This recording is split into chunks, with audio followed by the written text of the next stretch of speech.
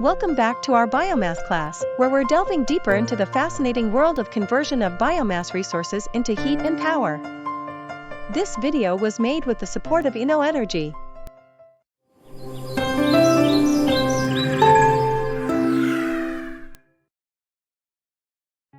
Remember that this biomass energy course has 9 lessons. Lesson 7 has an introduction and additional video that goes deeper in some applications of biomass pyrolysis.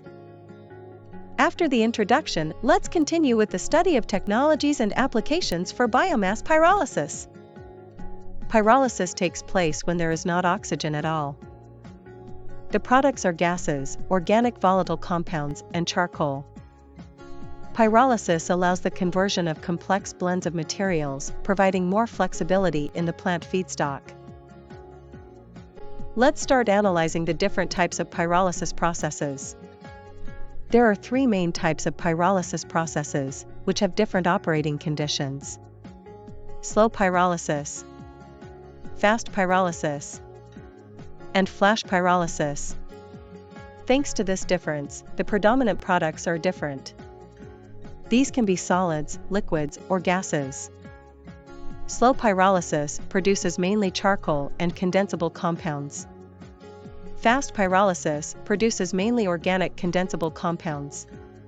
And flash pyrolysis produces mainly gases and organic compounds. The composition of the feedstock also influences the products obtained. Both fast pyrolysis and flash pyrolysis are technologies under development. Slow pyrolysis of wood. Slow pyrolysis takes place at moderate temperatures, between 500 and 600 Celsius degrees. The heating velocity of the solid is slow, around 2 degrees per second. Gases remain in the reactor for around 5 seconds and solids for several hours. At moderate temperatures without the use of activating agents, the solid product is charcoal, which can be used as fuel or as reducing agent in metallurgy. Alternatively, at higher temperature levels, and particularly in CO2 and steam atmosphere, or after prior chemical treatment using acids and salts, slow pyrolysis can produce activated carbon, which is used as absorbent, for example in water treatment plants. When the vapor phase is cooled, incondensable gases are separated. They are mainly used in the same process as fuel to provide heat to the pyrolysis reactor. Condensates produced in the vapor cooler are separated between the aqueous phase and the organic phase or pyrolysis oils.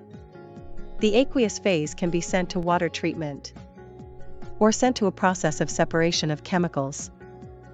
Pyrolysis of wood can produce chemicals like acetone, methanol, formic acid, and furfural. Pyrolysis oils can be used as fuels, with a heating value between 25 and 29 megajoules per kilo. Fast pyrolysis. Fast pyrolysis is made in fluidized beds or circulating beds. Heat is provided externally by burning char and gases. Feed must be ground to a very small size to be fluidized. This adds extra costs and must be dried, decreasing the energy efficiency even more. Fast pyrolysis takes place at temperatures between 400 and 800 Celsius degrees. The heat velocity must be fast, with more than 2 degrees per second. Gases and solids remain in the reactor for less than 2 seconds. The quick cooling of pyrolysis vapors produces bio-oil. Around 80% of the feedstock is converted into bio-oil, whereas char and gases are used to provide heat for drying and for heating the reactor. Bio-oil is a blend of oxygenated compounds that have been frozen during the cracking process. This makes it less stable than fossil fuels. Its viscosity is like a medium fuel oil. However, bio-oil is not miscible with liquid hydrocarbons because its high water content. Its heating value is around 17 megajoules per kilo, about 40% of that of mineral fuel oil. Flash pyrolysis. The temperature is above 600 degrees. The heating ratio is 200 degrees per second. and the residence time of gases below 0.5 seconds. The viability of flash pyrolysis for the treatment of biomass materials is more than questionable. Pyrolysis reactors are similar to those of gasification, like fixed beds, fluidized beds, rotary ovens, and grates.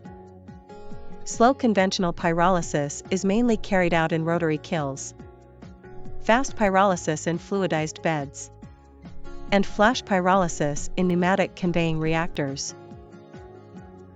Currently, pyrolysis technologies are not a feasible solution for electricity production due to the high energy self-consumption of the endothermic pyrolysis process. Because its flexibility in the feedstocks and products, fast pyrolysis can be used in biorefineries. Fast pyrolysis liquids can be used to produce chemicals, transport fuels, electricity, and heat. Like in a conventional refinery, streams can be optimized, reusing chemicals and fuels. Heat from turbines or ICES can be recovered under the CHP concept. Another opportunity for fast pyrolysis is the distributed power generation, where a pyrolysis plant supplies fuel to several small remote generators. However, the feasibility of this solution depends on many factors. Availability of low-cost feedstocks, possibility of selling the char.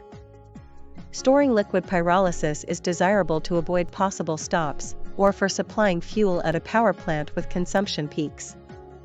Tax incentives are applied for renewable energy. Electricity has high prices. Wrapping up. Pyrolysis is the thermochemical process that allows converting biomass into several products. The proportion of solid, liquid, and gas depend on operating conditions.